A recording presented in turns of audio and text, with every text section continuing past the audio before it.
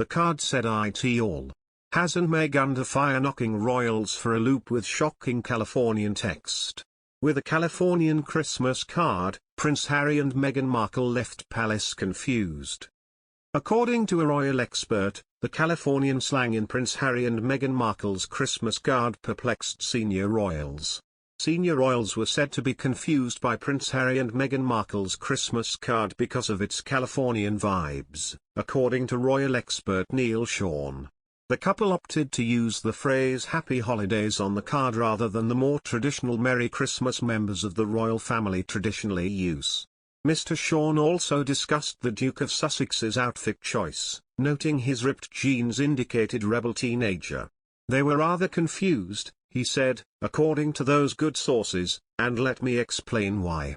As we all know, Prince Harry is a British prince, and nothing is more sacred to Her Majesty the Queen than her Christian faith, which she cherishes especially at this time of year. In fact, it was one of Her Majesty's and the late Duke of Edinburgh's favourite times of the year, so you can imagine my suspicions about her displeasure with the Christmas greetings that were on the cards now.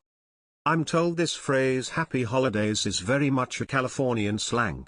He continued, moving back to the picture. What did senior royals allegedly think? Well, it's interesting, isn't it? Because it's a very relaxed picture of seemingly a very happy family. The Duke and Duchess of Sussex went with the traditional Merry Christmas greeting in last year's card from their family. This year's card read, Happy Holidays. This year, 2021, we welcomed our daughter, Lilibet, to the world. Archie made us a mama and a papa, and Lily made us a family. It was released through Team Rubicon, which, along with Welcome US, the Human First Coalition, Humanity Crew, and Paid Leave for All, benefits from the Sussex's donations. Archie Harrison's bright red curls were captured in the photo, as well as his younger sister, Lilibet Diana, who had never been seen in public before. There are such strong echoes from the past in Meghan's Christmas card pose with daughter Lilibet, and it's not just in the way the Queen's pet name has been chosen for the baby, body language expert Judy James told this website.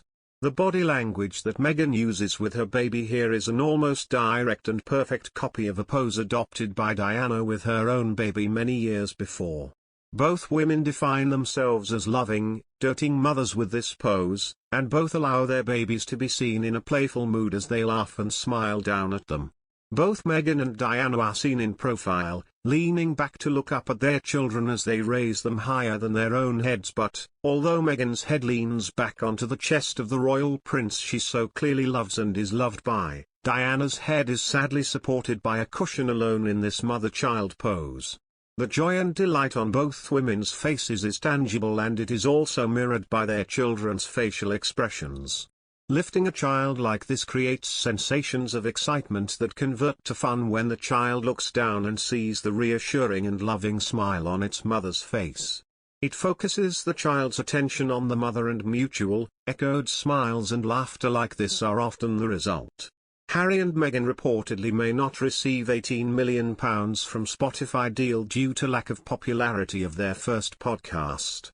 According to media lawyer Ian Penman, the streaming giant overestimated the couple's popularity after their first and only podcast episode failed to impress.